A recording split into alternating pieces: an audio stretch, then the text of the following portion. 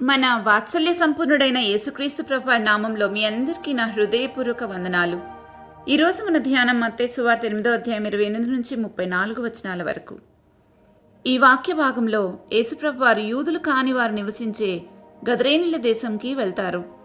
అక్కడ ఒక ఇద్దరు మనుషులు సమాధుల నుండి బయలుదేరి ఆయనకు ఎదురుగా వస్తారు. వారిలో చాలా దయ్యాలు నివాసం చేస్తూ ఉంటాయి. వారిని చూసి అందరూ భయపడ్డారు. అందుకే ఎవరు ఆ దారిలోకి వెళ్ళలేకపోయారని 28వ వచనంలో మనకు అర్థమవుతుంది. అందరూ వారిని చూసి భయపడుతూ ఉంటే వారు మాత్రం యేసుప్రభుని చూసి భయపడి, దేవుని కుమారుడా, కాలం రాకమునిపై మమ్మల్ని బాధించటకు ఇక్కడికి వచ్చితివా అని వారిలో ఉన్న దయ్యాలు కేకలు వేయడం, ఈ విషయాన్ని 29వ వచనంలో మనం చదువుతాం. దీన్ని బట్టి మనకు అర్థమవుతుంది వాటి డెస్టినేషన్ ఏంటో. అంటే ఆ దయ్యాల యొక్క డెస్టినేషన్ అంతిమంగా ఎక్కడికి వెళ్తాయో వాటికి తెలుసు. వాటిని అక్కడికి పంపించేది ఎవరో కూడా వాటికి తెలిసి ఇప్పుడే పంపించేస్తారేమోనని మమ్మల్ని పంపిస్తే దూరంగా ఉన్న పందుల మందులోకి పంపమని యేసుప్రభువుని బతిమాలుతూ ఉన్నాయి. ప్రభు సరే అన్నారు. అవి ఆ పందుల మందులోకి పోగానే ఆ మందంతా సముద్రంలోకి పడి చనిపోతాయి. అది చూసి వినిన ఆ పట్టణస్థులందరూ యేసుప్రభుని ఎదుర్కోవడానికి వచ్చి ఆయనను చూసి తమ ప్రాంతములను విడిచిపోమని ఆయన వేడుకుంటారు. ఈ మాటలతో ఈ 8వ అధ్యాయం ముగుస్తుంది. ఇక్కడ మనం తెలుసుకోవాల్సిన కొన్ని సంగతులు వాక్యానుసారంగా చూద్దాం. కొందరంటారు దయ్యాలే లేవు అని. ఈ వాక్య భాగం స్పష్టంగా చెప్తుంది అవి ఉన్నాయి అని. ఎలాంటి వారిలోకి ప్రవేశిస్తాయంటే, ఒక మాటలో చెప్పాలంటే వాటికి అనుకూలంగా ఎవరుంటారో వారిలోనికి ప్రవేశిస్తాయి. వాటి కోరికలను వాటి ఆశలను తీర్చగలిగిన వారిలోనికి ప్రవేశించడానికి చాలా త్వరపడతాయి. అందుకే పౌలు తిమోతికి పత్రిక రాస్తూ అంటాడు, కొన్ని ఘనతకు కొన్ని ఘనహీనతకు ఉపయోగపడే పాత్రలు ఉంటాయి, కానీ వీటి నుంచి నువ్వు సెపరేట్ అయిపోవని. నీవు దేనికి అప్పగించుకుంటావో దానికే నువ్వు వాడబడతావు. దేవునికి అప్పగించుకుంటే దేవుని చేత వాడబడతావు, దయ్యానికి అప్పగించుకుంటే దయ్యం చేత వాడబడతావు. దయ్యాలకు అప్పగించుకోవడం అంటే అవి చేసే చీకటి కార్యాలు మనలో ఉంటే అప్పుడు అవి మనకు ఆకర్షితులవుతాయి. అభ్యంతర పెట్టడానికి మన మనసు సిద్ధంగా ఉంటే అభ్యంతరాల కోసమే మనం వాడబడతాం. కాబట్టి ఈ సత్యాన్ని గ్రహించాలి, ఇది తెలుసుకోవాలి. ఈ సంగతిని దయ్యములు మనసు ఎప్పుడు కూడా ఇతరులను బాధపెట్టి టార్చర్ చేయడానికే ఇష్టపడతాయి. మనకు కూడా ఎవరినైనా బాధ పెట్టడం ఇష్టంగా ఉందనుకోండి, అవి మనలోనికి వచ్చి చేరి ఇతరులను బాధిస్తూ ఉంటాయి. దేవుడు మనుషుల్ని రక్షించడానికి ఎంతగా శ్రమపడ్డారో మనం మర్చిపోకూడదు. ఊరికే సిలువుగా చిక్కులు పెట్టి ప్రతి వాటి నుండి మనం తప్పుకోవాలి. అప్పుడు వీటి బారిన పడకుండా తప్పించుకుంటాం. మత్తయి సువార్త 12వ అధ్యాయంలో యేసుప్రభు సాతాను రాజ్యాన్ని గురించి ప్రస్తావిస్తారు. దేవుని రాజ్యం ఉన్నట్లే సాతానుకు కూడా ఒక రాజ్యం ఉంది. పాపంలో ఉన్న ప్రజలందరూ వాడి రాజ్యంలో ఉన్నట్లే. ఎవరైతే పాపక్షమాపణ పొందుకుంటారో, క్రీస్తు రక్తంలో కడగబడతారో వారందరూ శత్రువు రాజ్యంలో నుండి దేవుని రాజ్యంలోనికి ప్రవేశిస్తారు.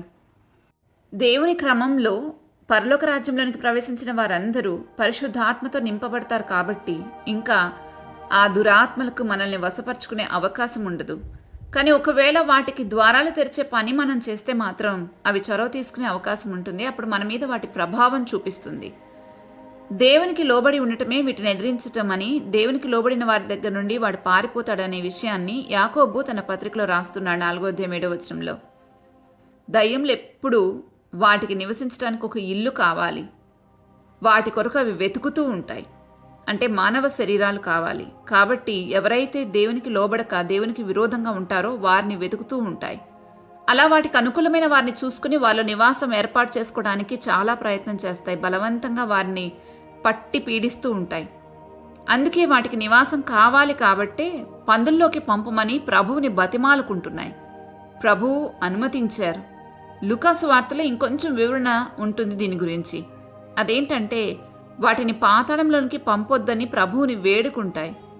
మనుషుల్లోకి వెళ్ళే అవకాశం లేదు, ప్రభువు ఊరుకోరు. కాబట్టి అందుకే ఎట్లాగూ దేవుని దృష్టికి పాత నిబంధనలో పంది ఒక అపవిత్రమైన జంతువు. కాబట్టి ప్రభు వాటి మనవిని అంగీకరించారు. ఇక్కడ మనం ఇంకొక విషయం తెలుసుకోవాలి. ఆ పందుల్లోకి అనుమతించడానికి కూడా ప్రభు యొక్క ఉద్దేశము ఆ ఊరు మనుషుల యొక్క మనస్సు ఎక్స్పోజ్ అవడానికి, అంటే వారి మనస్సు ఎలా ఉందో బహిర్గతం చేయడానికి. వారు మనుష్యులు బాగుపడ్డారు అన్న దానికన్నా కూడా పందులు చనిపోయాయి అనే ఎక్కువ బాధపడ్డారు. ఎంతో కాలంగా ఈ ఇద్దరు మనుషులు దురాత్మల చేత పట్టబడి వారిని వారే హాని చేసుకుంటూ సమాధుల్లో తిరుగుతూ ఇంకా అక్కడ చుట్టుపక్కల ఉన్న వారందరినీ భయపెడుతూ ఉన్న ఈ మనుషులు ఈరోజు స్వస్థపడి ఫ్రీ అయ్యి బాగుపడ్డారు అన్న సంతోషం కన్నా కూడా ఆ పందులు చనిపోయాయి, వారి ఆస్తి నష్టపోయారు అనే బాధే వారికి ఎక్కువైంది. వారు యేసుప్రభు దగ్గరికి వచ్చి ఆ ఊరు విడిచిపోమని చెప్పటంలో వారి మనస్సేంటో తెలుస్తుంది. మనలో చాలామంది ఈరోజు మన పరిస్థితి ఇదే. మనల్ని బాగు చేసి నీతిమంతులు చేస్తానంటే ముందు మనకు ఆర్థికంగా దీవించబడటం, అందరికంటే హెచ్చించబడటం ఇదే మనకు కావాలి. నేడు ప్రభు దగ్గర చాలామంది వచ్చేది కూడా సంపద కోసమే. దానికోసం ప్రభు నిన్ను దశంభాగం ఇస్తే దీవిస్తారు అని అంటే 2 దశంభాగాలు ఇవ్వటానికి కూడా వెనకాడరు. అంతేకాని నీ మనసు మార్చుకో, నువ్వు తగ్గించుకో, సాత్వికంతో ఉండు, పాపాన్ని దేవుని దగ్గర ఒప్పుకో అంటే అస్సలు నచ్చదు. లోకం ప్రభువుని ద్వేషించిన కారణం కూడా ఇదేనని యోహాను సువార్త 7:7 ప్రభు అంటారు. దాని క్రియలు చెడ్డవని దాని గురించి సాక్ష్యమిస్తున్నాను కనుక లోకం నన్ను ద్వేషిస్తుంది అని. చాలామంది మనుషుల్లోని ఈ వీక్నెస్ని చూసి, అంటే సంపద కోసం తప్పించిపోవడం చూసి, మీరిస్తే మీకు ఇంకా ఇంకా దేవుడిస్తారు అని చెప్పి మనుషులలో ఈ భౌతికమైన సంపద మీద ఆశను పెంచుతూనే ఉన్నారు. ఆయన ఇస్తాడు అని మనం ఇవ్వటం కాదు. మనం ఇచ్చేది ప్రేమతో, కృతజ్ఞతతో ఆయనను మన హృదయాల్లో ఘనపరుచుకుంటూ ఇవ్వాలి. అది ఆయనకు అంగీకారం. అంతేకాని నేను ఇప్పుడు ఇది ఇస్తే నాకు ఆయన ఇంకా ఇస్తాడు కాబట్టి అనే ఉద్దేశంతో మనం ఇచ్చి ఉంటే గనక అది దేవునితో వ్యాపారం చేస్తున్నట్లే. మన ప్రభువుకి కూడా సంపద ఇవ్వటం ఇష్టమే, కానీ భూమి మీద కాదు, పరలోకంలో. ఎందుకంటే అక్కడైతే అది యుగయుగాలు నిలిచి ఉంటుంది. ఇక్కడ భూమి మీద ఈరోజు నా చేతిలో ఉంది, రేపటి రోజున ఇంకొకరి చేతిలో చూస్తాను దాన్ని. అందుకే దేవుడు చేసే ఏ పనైనా శాశ్వత కాలం నిలిచి ఉండేటట్లు చేస్తారు. పరలోకంలో కూర్చుకోవాలంటే మనసు మారకపోతే పరలోకంలో ధనం కూర్చుకోలేం. మార్పు లేని మనసుకు పరలోకంలో ధనం సంపాదించడం చేత కాదు. అందుకే ఆయన ముందు మారు మనసు ముఖ్యమని దాని గురించే ప్రకటించారు. దేవునికి మనల్ని పవిత్రంగా చేసి మనల్ని కాపాడటం ఆయనకి ఇష్టం. దయాల బారిన పడి ఇతరుల చేతిలో మోసపోయి సాతాను కాడి క్రింద నలిగిపోవడం అస్సలు ఇష్టం లేదు. ప్రభు దగ్గరకు వస్తే విడుదల పొందుకుంటాం. ఆయన విడిపించగల శక్తివంతుడు. ఎందుకంటే తను తానే బలిగా అర్పించుకొని అన్నింటినీ జయించి లేచారు కాబట్టి ఈరోజు మనకు కూడా అన్నిటిలో జయమివ్వగలడు. మనం టెంపరీ అంటే తాత్కాలికమైన ఆశీర్వాదాలు వెతుకుతాము. ప్రభు ఏమో శాశ్వత కాలపు దీవెనల కోసం మనతో మాట్లాడుతున్నారు. వాటిని మన కొరకు సిద్ధం చేసి పెట్టారు. మనం ఇప్పుడు భూమి మీద నివసించే నివాసం కన్నా కూడా చాలా మహిమకరమైన నివాసంలోనికి దేవుడు మనల్ని తీసుకుని పోబోతున్నారు. ఈ నిరీక్షణ కనుక మనకుంటే ఈ టెంపరీ బ్లెస్సింగ్స్ కోసం చూడం. నిరీక్షణ లేని వారు భూమి మీద ఉన్న సంగతులను బట్టి చింతిస్తారు, కానీ మనమైతే అలా కాదు. అందుకే ఈరోజు ఎవరు ఎటువంటి బంధకాలలో ఉన్నా దేవుడు విడిపిస్తారు అని మీరు నమ్మగలిగితే ఆయన మీ సంతోషాన్ని పరిపూర్ణం చేయడం ఆయనకెంతో ఇష్టం. ఆయన చనిపోయింది నశించిపోయే మనం నిరంతరం బ్రతకాలని.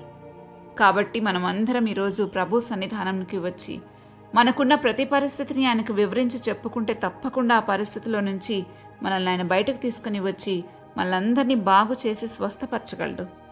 ప్రార్థించుకుందామా? మా తండ్రి, ఈరోజు మా ధ్యానంలో నుండి నేటి మా హృదయాలు ఎలా ఉన్నాయో చూపించావు. నేటి కాలంలో మనుషుల మీద శ్రద్ధ కన్నా కూడా జంతువుల మీద శ్రద్ధ ఎక్కువ చూపిస్తున్న తరంలో జీవిస్తున్నాం. లేదా భౌతికమైన వాటిపైన ఎక్కువ ప్రేమను ప్రకటిస్తున్న తరంలో మేం జీవిస్తూ ఉన్నాం. మనుషుల యొక్క భావోద్వేగాలను నువ్వు పట్టించుకున్నంతగా ఎవ్వరూ పట్టించుకోలేరు. మీరు మాకు ఎంత బాగా ప్రతి విషయంలో సహాయం చేస్తున్నారంటే కొన్నిసార్లు మాకే అనిపిస్తుంది మేమందుకు అంటే మీరు చేసే సహాయానికి అర్హులము కాదని.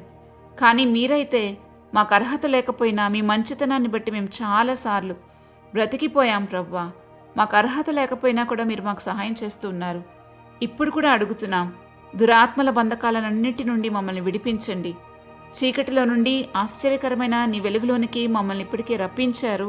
అయితే నిత్యము మేము నీ వెలుగులో ఉండగలిగేటట్లుగా మాకు సహాయం చేయమని యేసుక్రీస్తు ప్రభువారి నామంలో అడిగి వేడుకుంటున్నాము తండ్రి. ఆమెన్. రేపటి ధ్యానంలో మళ్ళా తిరిగి కలుద్దాం. అంతవరకు దేవుని కృప మనందరికీ తోడై ఉండును గాక. ఆమెన్.